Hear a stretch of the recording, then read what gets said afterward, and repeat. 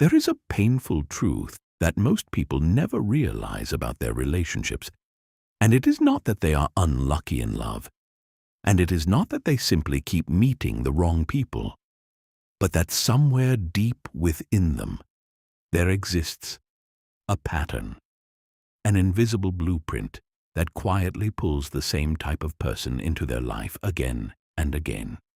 And if you have ever found yourself drawn to people who charm you at first, who make you feel seen and special, only to later leave you confused, drained, and questioning your own worth, then this is not a coincidence. This is something much deeper at play. Carl Jung once spoke about the unconscious forces that shape our lives in ways we do not see.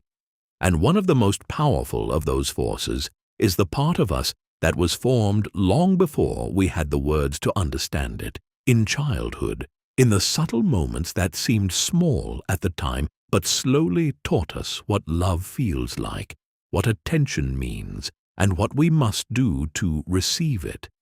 And the uncomfortable truth is that we do not seek what is healthy.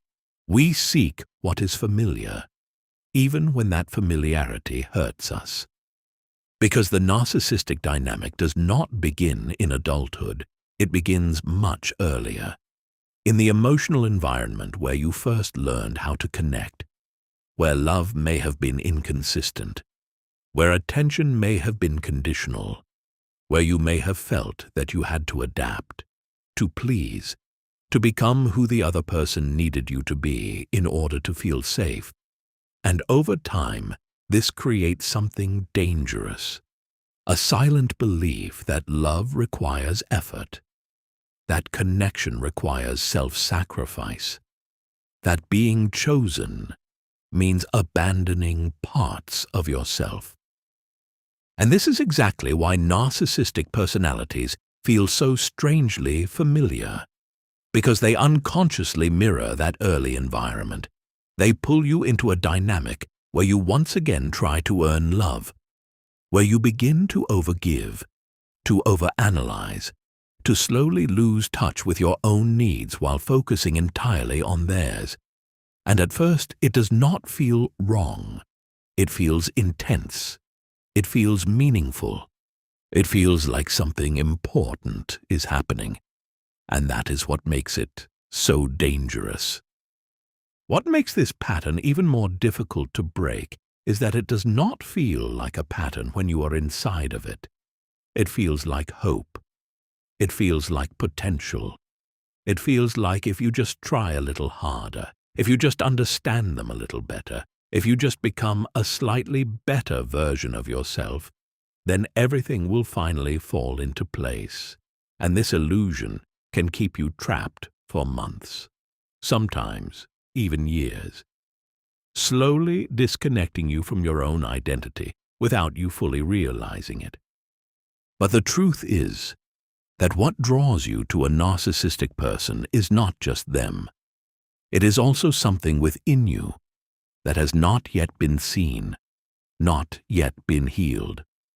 A part of you that is still searching for resolution, still trying to recreate an old emotional experience in the hope that this time it will end differently, that this time you will finally be chosen, finally be enough, finally be loved in the way you always needed. And until this becomes conscious, until you begin to see the pattern instead of just the person, you will continue to feel that pull, that almost magnetic attraction toward people who ultimately take more from you than they give. And this is not because you are weak, and it is not because something is wrong with you, but because your mind is trying to complete something that was never completed in the past. What makes this dynamic so powerful is that it rarely begins with pain. It begins with something that feels almost too good to be true, a sense of being deeply seen, understood, and chosen in a way that feels different from anything you have experienced before. And this is often the moment where the pattern quietly locks in, Because what you are responding to is not just the person in front of you, but the emotional intensity that feels like recognition, like something inside of you is finally being met. In the beginning, narcissistic individuals often mirror you in a way that creates an almost uncanny sense of connection. They reflect your values, your dreams, your way of seeing the world.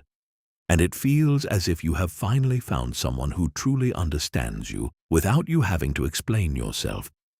And this experience can be incredibly disarming because it lowers your guard. It makes you trust faster. It creates a bond that feels deep, even though it is built very quickly. But what is really happening beneath the surface is not true connection. It is a form of psychological attunement that is designed, often unconsciously, to draw you in, to make you invest emotionally before you have had the chance to see the full picture. And once that emotional investment is there, the dynamic slowly begins to shift in ways that are so subtle that you may not even notice them at first. The attention that once felt constant becomes inconsistent. The warmth that once felt effortless now feels conditional, and you may begin to notice that you are the one putting in more effort, trying to bring things back to how they were in the beginning, trying to understand what changed. And this is the moment where many people unknowingly move from connection into attachment, because now there is something to lose. And this is where the psychological trap deepens, because the inconsistency itself becomes addictive. Your mind starts to focus not on the reality of the situation, but on the moments when things feel good again, those small glimpses of the person you thought they were, and you begin to chase those moments, believing that if you can just get back there, everything will make sense again. At the same time, something else begins to happen within you, something quieter but far more damaging. You start to question yourself. You start to wonder if you are asking for too much, if you are being too sensitive, if you are the one creating tension where there should be none. And this internal shift is what slowly disconnects you from your own perception of reality, because instead of trusting what you feel, you begin to reinterpret it through their behavior. And the more you adapt, the more you adjust yourself, the more you silence your own needs in order to maintain the connection, the further you move away from who you actually are. And this is why people often say that being in a relationship with a narcissistic person changes you, because it does not just affect how you feel about them. It slowly reshapes how you feel about yourself. What makes it even more complex is that this dynamic often activates something very old within you, a familiar emotional state where you feel responsible for maintaining the relationship, where you feel that if something is not working, it must be something you need to fix. And this belief can keep you engaged far longer than you would logically choose to stay, because it is not just about the present moment. It is tied to something much deeper. And so, you remain not necessarily because the relationship is fulfilling, but because leaving it would mean confronting something within yourself that has been there for a long time, something that is asking to be seen, something that is asking to be understood. And until that happens, the pattern continues.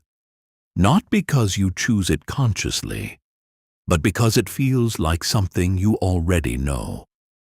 And what makes this pattern so incredibly difficult to break is not just what the other person does, but what happens inside of you while you are in it. Because at a certain point, the relationship is no longer only about connection. It becomes about survival on an emotional level.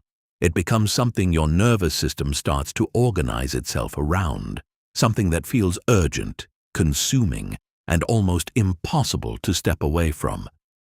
Because when affection and distance are constantly alternating, When warmth is followed by coldness, when closeness is followed by withdrawal, your system does not interpret this as a signal to leave. It interprets it as something to solve, something to restore. And this creates a loop where you become increasingly focused on the relationship, not because it is fulfilling, but because it is unstable, and instability demands attention. And in that state, something very subtle but powerful begins to take over. You start to measure your worth based on their reactions, on their approval, on the moments when they come back. And even though part of you may already feel that something is not right, another part of you becomes more and more invested in trying to make it right, trying to bring back the connection you once felt. This is why leaving does not feel like relief. It often feels like loss, like withdrawal, like something important is being taken away from you, even when you know that staying is hurting you. And this internal conflict can be deeply confusing, because logically you may understand what is happening, but emotionally it feels completely different. And underneath all of this, there is often a very old emotional imprint that becomes activated, a part of you that learned early in life that love is not something that is simply given, but something that must be maintained, something that can disappear, something that depends on how well you adapt, how well you read the other person, how well you manage the emotional atmosphere around you. So you become hyper-aware. You start to notice small changes in tone, in energy, in attention, and you adjust yourself accordingly. Not because you consciously decide to do so, but because it feels necessary. Because at a deeper level, it feels like this is what keeps the connection alive. And over time, this creates a state where you are no longer fully present as yourself, but as a version of yourself that is constantly monitoring, constantly adapting, constantly trying to prevent disconnection.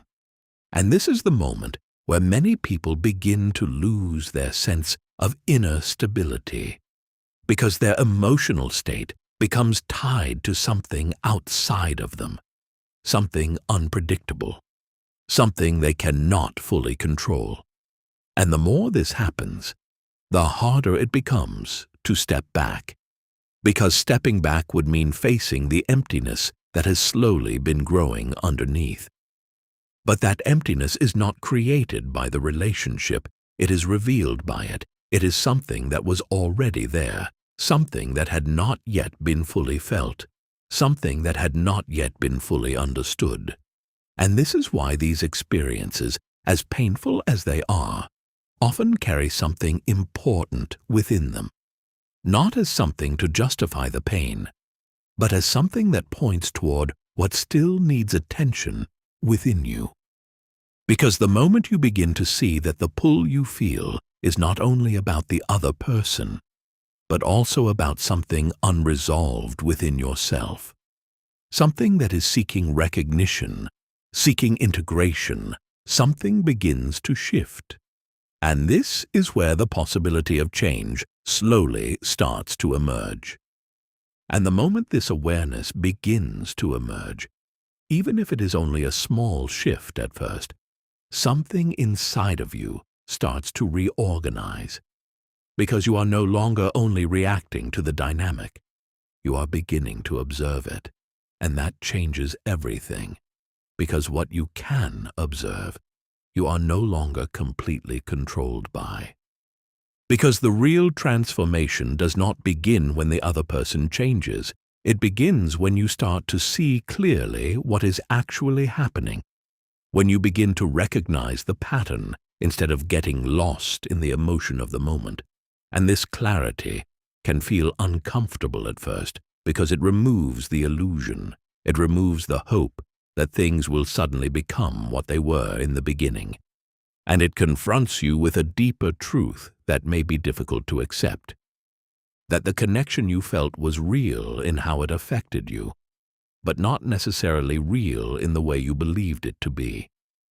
And that realization can feel like a loss, not only of the person, but of the future you imagined, of the meaning you attached to the relationship, of the idea that this time it would be different.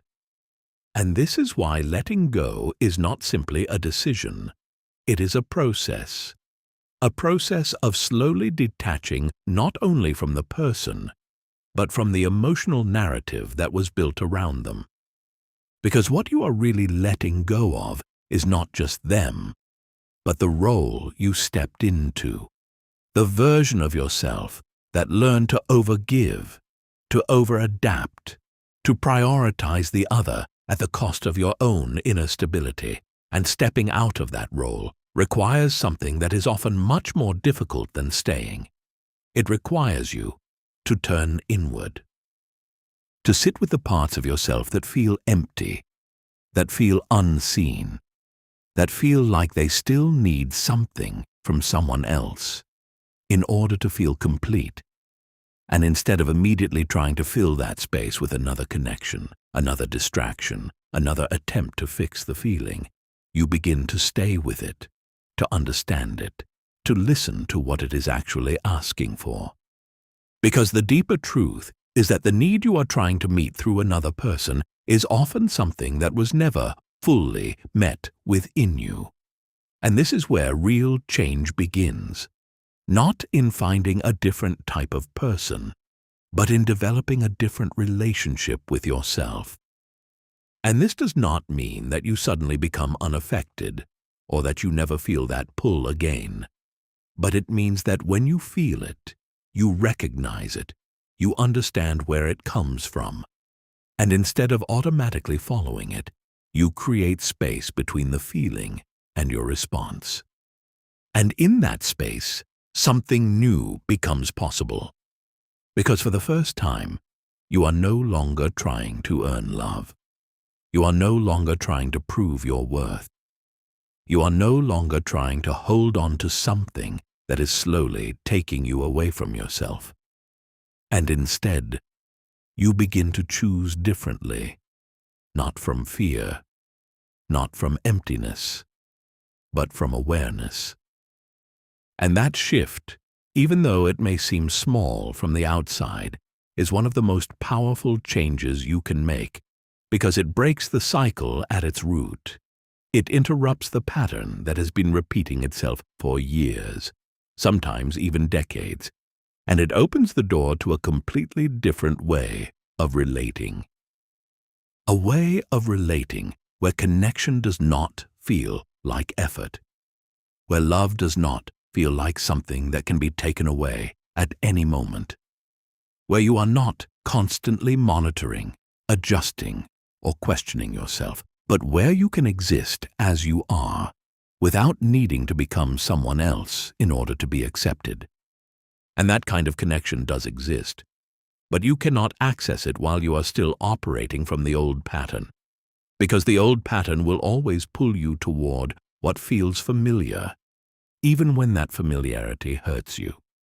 So the real question is not why you attract narcissistic people, but what within you is still aligned with that dynamic. What part of you still believes that love must be earned, that attention must be chased, that your worth depends on how much you can give without receiving the same in return. And when you begin to explore that question honestly, without judgment, without trying to immediately fix it, but simply by becoming aware of it, you start to reclaim something that was never truly lost, but simply forgotten. Your sense of self, your ability to feel what is right for you, your capacity to walk away from what does not align with you, even when it feels difficult. And that is where everything changes. Because once you reconnect with that, you no longer need the intensity, the confusion, the emotional highs and lows to feel something, because you are no longer disconnected from yourself. And when you are no longer disconnected from yourself, you become far less available for dynamics that require you to abandon who you are in order to maintain them. And that is the moment where the pattern truly begins to dissolve. Not because you forced it to stop, but because you are no longer the same person who was unconsciously repeating it.